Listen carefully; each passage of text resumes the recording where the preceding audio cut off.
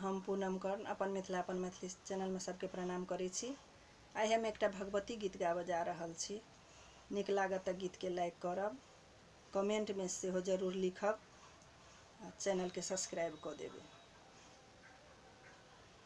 लाले लाले चुनरी चढ़े की मैया एली घरे घरे, लाले लाले चुनरी चढ़े की मैया एली घरे घरे।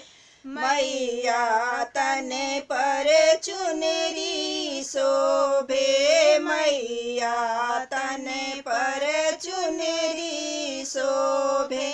चुनरी में गोटा लगे कि मैया एली घरे घरे, चुनरी में गोटा लगे कि मैया एली घरे घरे।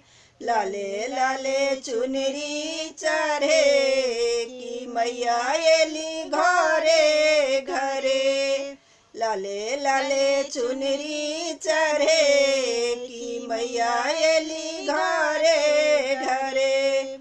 मैया हाथ में चूड़ी शोभे, मैया हाथ में चूड़ी शोभे।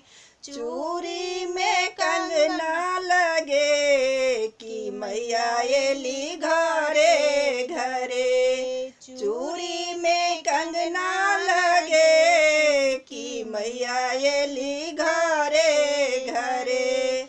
लाले लाले चुनरी चढ़े कि मैया एली घरे घरे, लाले लाले चुनरी चढ़े कि मैया एली घरे घरे। मैया पैरों में पायल शोभे, मैया पैरों में पायल शोभे।